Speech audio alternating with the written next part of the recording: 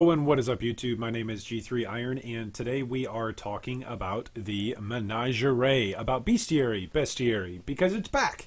And Einhar orbs, Bestiary orbs are now back. It's official with 3.5.1b. We now have the ability to trade beasts.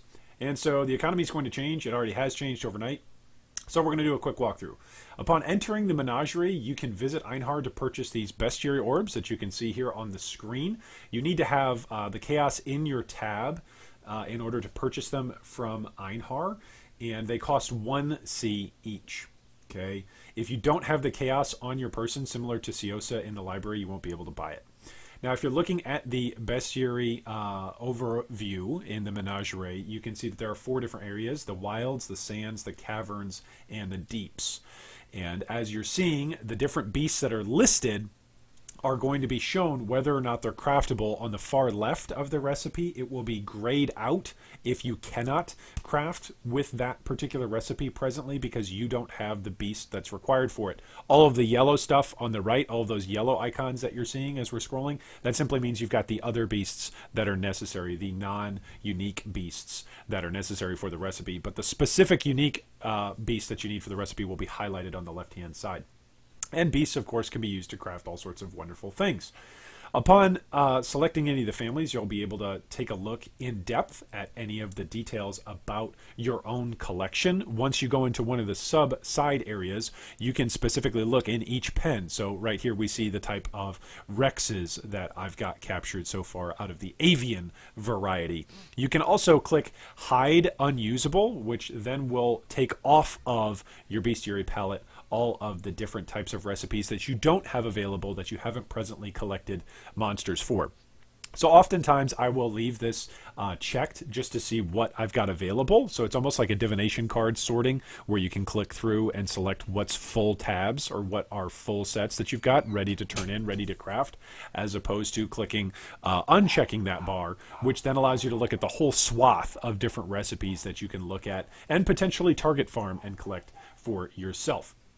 Now, when entering any of the 4 side areas of the menagerie, you can approach a cage. You can look at all of those details just as you're seeing in the video here, whether that's the family, the recipe, the specific types of beasts that are required for different family completions. If you're going for a full Pokemon set, as it were, if you're trying to collect them all or catch them all.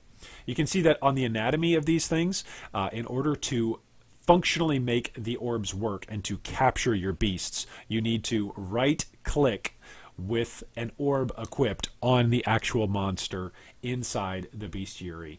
Now, you will need to travel to the zone that the monster is in inside your menagerie in order to capture it. So you'll have to interact with the book, with the altar right in front of the cage in order to actually put the monster inside the tradable Pokeball, the Einhar ball. Otherwise, you won't be able to trade it. It'll simply be there. You can't access this directly from the altar for crafting when you're inside the menagerie. You need to be in specifically the menagerie wilds, the sands, the caverns, or the deep.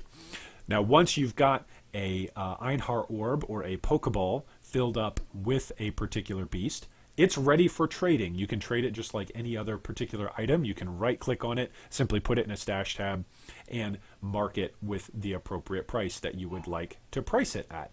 You'll notice as we're going through and we're grabbing each of these different beasts that they don't stack once you have already selected on a beast and put it inside the Pokeball. You'll also notice that the Pokeballs light up with 2 red eyes. You can see that inside the inventory. The stackable section of Pokeballs that we haven't used yet, there's 5 of them presently on the screen.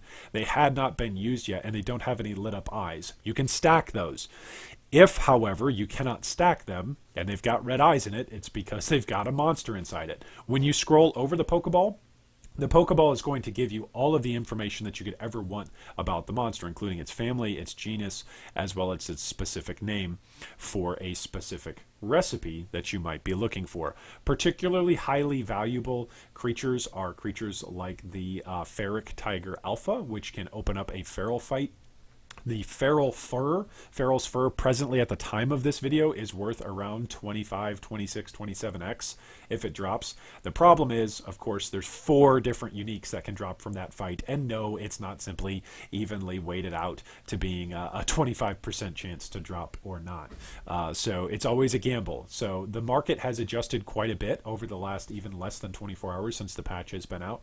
So just realize that even right now, as you're watching this video, the market is probably still settling for beasts and for their values. What I mean by settling, just really quickly, as we're talking about beast trading, it means that it hasn't settled yet. So if you're wondering, hey, why is it that some prices are going down and some prices are going up? Well, surely in the coming days, as different people show off different awesome things that you can do with bestiary crafting, you will see the different consequences of that, that some beasts are going to skyrocket in price and some beasts will not.